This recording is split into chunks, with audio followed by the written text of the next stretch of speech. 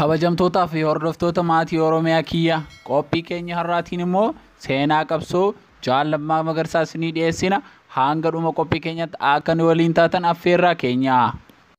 Kabajamoo Obbo Lammaa Magarsaan dhaabbata Dimookiraasummaa Uummata Oromootti kan makaman sirni dargii kufuuf ji'oonni muraasni yeroo hafuu fi umurii dargaggummaa isaaniitti bara 1983tti ture. Jalqabumarraa fedhii fi dandeettii siyaasummaa Obbo Lammaa Magarsaa olaanaa waan tureef akka dhaabaatti hoogganaa cimaa ta'ee bahuu danda'eera. Kabajamoo Obbo Lammaa Magarsaan caasaa hooggansa dhaabaa keessatti itti gaafatamummaa adda addaa irratti ga'umsaa fi amanamummaan hojjetanii jiru. Jaal Lammaan yeroo mootummaa ce'umsaa irraa eegalee sadarkaa naannootti caasaa nageenyaa fi dhimma biyya keessaa irratti muuxannoo olaanaa nama horatedha. Jaal Lammaan dhaabbanni Dimookiraasummaa Uummata Oromoon bu'uura uummatummaa akka qabaatuu fi humnoonni maxxantoota naannicha keessatti gurmaa'anii socho'an bu'uura akka dhaban taasisuu keessatti nama hojii adda duree ta'e hojjetedha.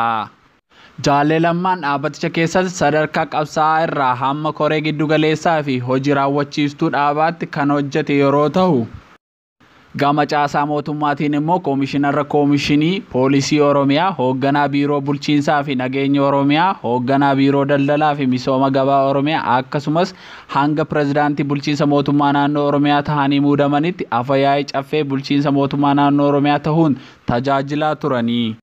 Yeroo ammaa kanas ministeerii raayyaa ittisa biyyaa ta'uun injifannoo naannoo keenya gonfachiisan amma immoo akka biyyaatti jijjiirama olaanaa gama raayyaa ittisa biyyaa biyya keenya maqaa dhoofsisuuf ciminaan hojjechaa jiru gootni keenya ilmi abbaa gadaa.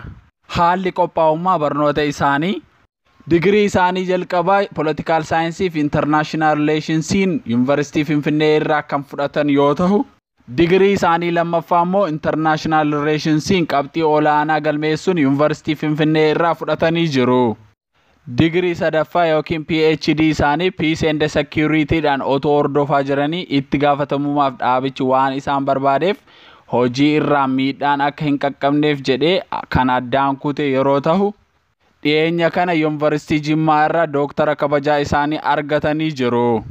Yeroo itti aanutti immoo barumsa tajaajila biyyaaf addaan kutanii turan akka xumuraniif waan carraa argataniif ni xumuru jennee abdiin eegna. Haalli hooggansaa Jaal Lammaa yeroo ilaalamu, Obbo Lammaan nama akkaan tasgabbaa'aa, rakkoo qunnamu hunda qabsoon kan hiiku, kufaatiif kan hin jilbeenfanne, yeroo hunda onnee uummataa keessa kan jiraatu, nama ejjennoo qabuu fi murteeti. Jaal Lammaan hooggansa isaanii keessatti nama hirmaachisaa, dimookiraatawaa, kaka'umsa hojii cimaa qabuu fi dhaggeeffataadha. Jaal Lammaan dubbii dubbatan irraa eegalee dhaggeeffataa isaa hubachuu kan danda'u ta'uu isaaf ragaadha. Nama faana walii galuuf kan hin rakkanne, dhimma hunda kallattii hundaan xiinxalee hubachuu kan danda'u, haala walxaxaa keessatti cululuqee fi injifatee kan bahu, rakkoo qunnamu keessatti cimee kan bahu, ga'umsa isaanii hojii fi jaallawwan qabsoo isaanii faana hojjetanii kan mirkanaa'eef gaggeessaa toora warraaqsaati. Kabajamoo Obbo Lammaa Magarsaan dargaggoota Oromoo biratti kan akkaan jaallatamu, caasaa guutuu hooggansaa keessatti kenniinsa murtoo fi injifannoo sabboonummaa dimookiraatawaa qabaniin kan jaallatamu, kan kabajamuu fi kan dinqisiifatamu hoogganaa dimookiraatawaadha. Akkasumas hiyyummaan hundeerraa kan buqqa'uu danda'u, beekumsa saayinsawaa qofaan jedhee kan amanuu fi beekumsaaf iddoo guddaa gaggeessaa qabudha.